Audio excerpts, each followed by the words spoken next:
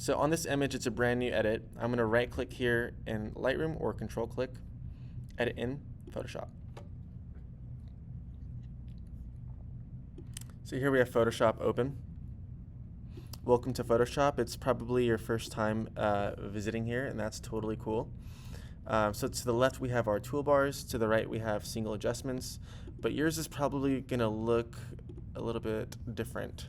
This is how it is by default, and you can actually customize your entire Photoshop interface as you please.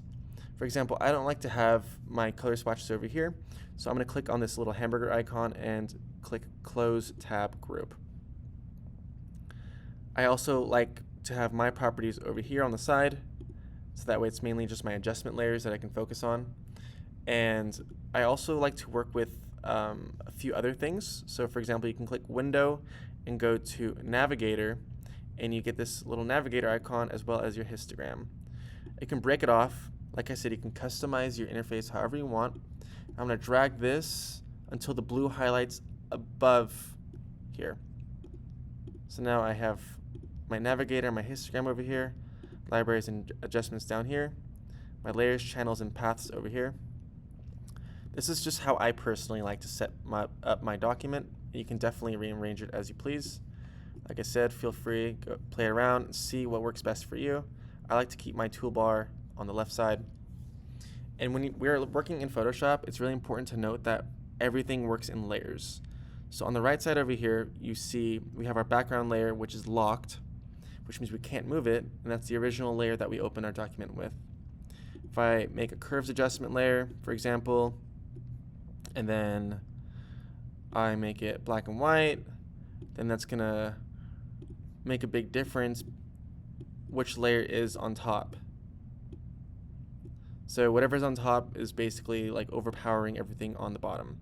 I'm going to highlight these and click delete on my keyboard. Likewise, you can also drag an unwanted layer into the trash can on the right. Next to the trash can, we have a box with a plus sign. This is a layer. This is a blank layer, which means we can do anything we want to this layer, and that will be applied below it without damaging our original background layer. So for example, if I make this brush tool over here, then I can always just delete the layer or erase from that layer. But if I paint on my photo layer, then that's more permanent. That's why we work in layers. It's a non-destructive way of editing. We can click the letter Z for our zoom tool, or we can click over here. We can zoom in by clicking, and if you want to zoom out, hold Option, and that magnifying glass turns into a minus. So we can zoom out. So we can zoom in. Next up, I'll show you the hand tool, which is over here. H is the shortcut, and you can move it around. Move around your image, and you'll notice the navigator is showing us where exactly we are zoomed in. Likewise, you can also click and hold spacebar, and that's a shortcut for your hand tool as well. So we'll zoom in and open our brush tool with the letter B. You can also find your brush tool over here. And if you click on the 300 up here, we'll have different sizes and the hardness and the softness. 0% hardness means that it's very much feathered, whereas 100% means that there's no feathering. So that's no feathering, feathering. 0% hardness, 100% hardness. Command Z is going to be your undo button. And just like in Lightroom, you can change your brush size with shortcuts by using the brackets that are to the right of the letter P on your keyboard. The last thing you need to know about dodging and burning in Photoshop is the opacity up here is really important.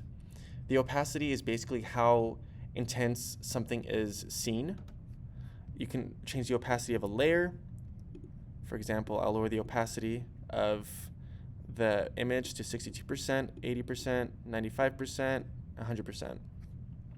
You can also change the opacity of a brush.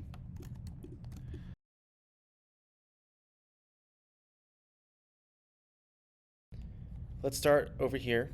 We'll make a black and white adjustment layer. That's by clicking this button over here and we're creating a new black and white adjustment layer. Now we don't want to dodge and burn on our original background image, because if we do that, then we can't go back, okay? So that is a destructive way of working. To do this non-destructively, we want to duplicate this layer of our image and dodge and burn on the new layer. That way, in case we ever make any mistakes, we can always delete it. So with our photograph selected, click Command J on your keyboard. That makes a copy. We'll rename our layer Dodge and Burn. Zoom in and click the letter O on your keyboard. This brings up your dodging and your burning tools, and actually your sponge as well. So Dodge tool. We can set the range between shadows, midtones, and highlights here. So here are more midtones. We can paint it over here, and we are dodging away. Now let's say I want to burn something. I can go over here. I can either click Shift O to switch between the different tools in a given icon folder, or I can click my mouse and hold, and then it'll give me these options as well. Make sure we're on our burn tool, and let's click shadows over here, and the exposure is fine at 50, and I'm going to make my shadows darker over here. Oh, that's too much, so let's lower this to maybe 16. Looking better.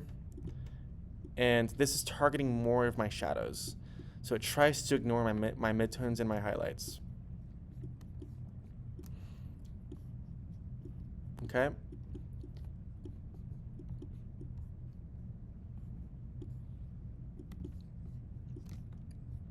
And then maybe I want to make this darker, but it's more of a midtone area. So I'm going to change it to midtone, bump the exposure maybe to 28. No, I can go more. Say 43, for example. And I'm going in and making these bricks darker.